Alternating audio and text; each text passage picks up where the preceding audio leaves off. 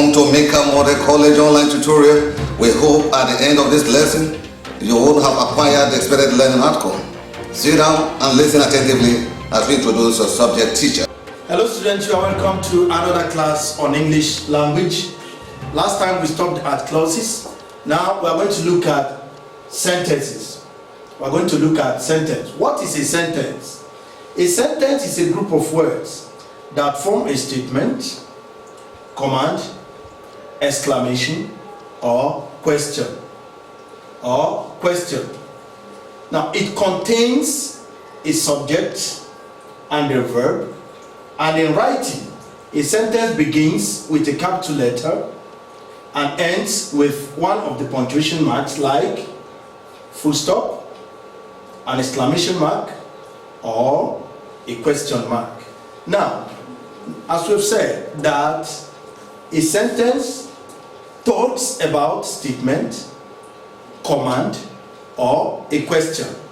Now, it contains a subject, and in writing, when you start with capital letter, you end a sentence with either full stop, question mark, or exclamation mark, depending on what type of sentence that we are dealing with. Now, a sentence may contain one or more clauses. You should take note of that. That is, a sentence can just be a clause. That is when we have main clause.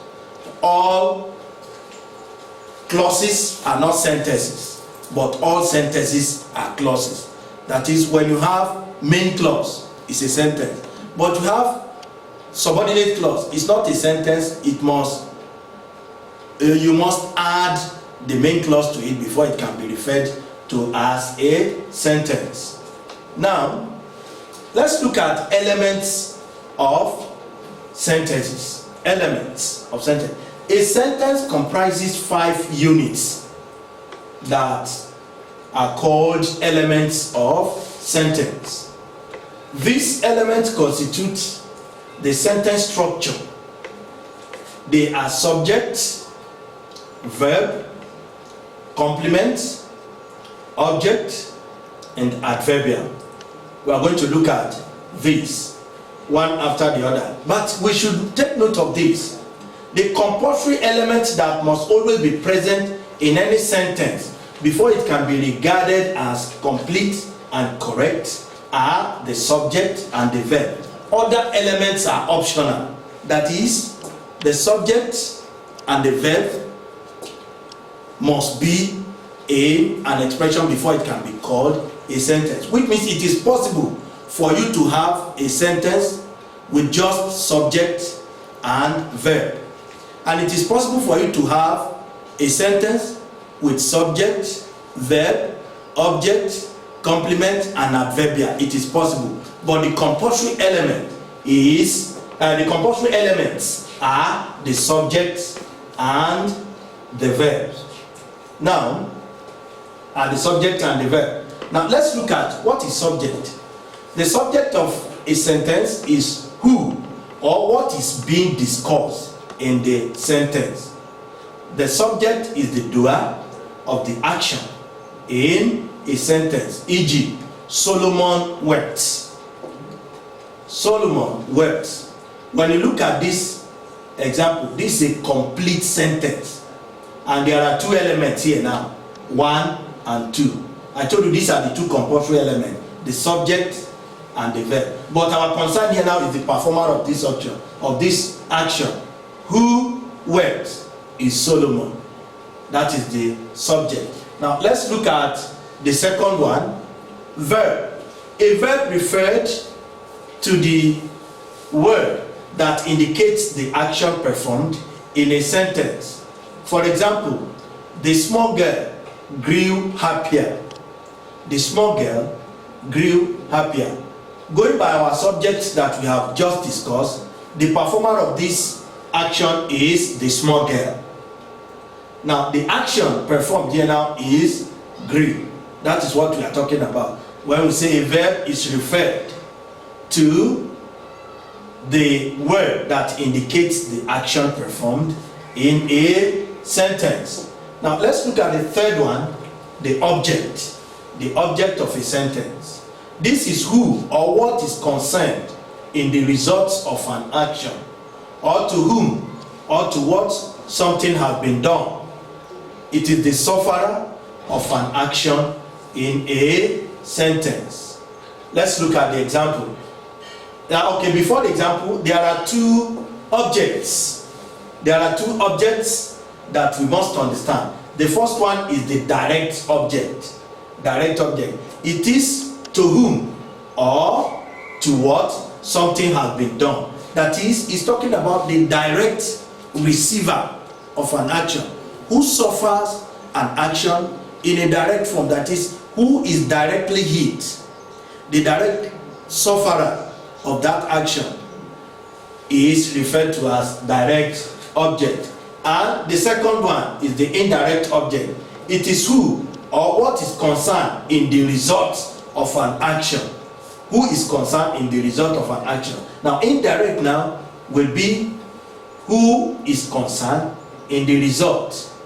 While the direct one is to whom or to what something has been done. Let's look at the examples.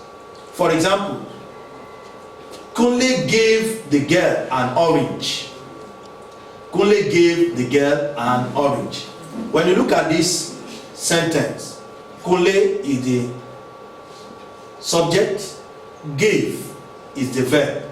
Now, the girl and the orange, the two are objects, but one is direct while the other is indirect. When you look at it now, the direct sufferer is the orange, because that was what was given, and the girl was the one that received the orange. Therefore, the direct object is the orange, while the girl is the indirect object. Look at the second one.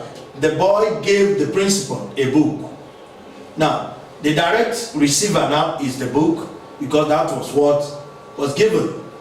Now, look at the principal was the indirect receiver of the book. Therefore, this is the indirect object and this is the direct object.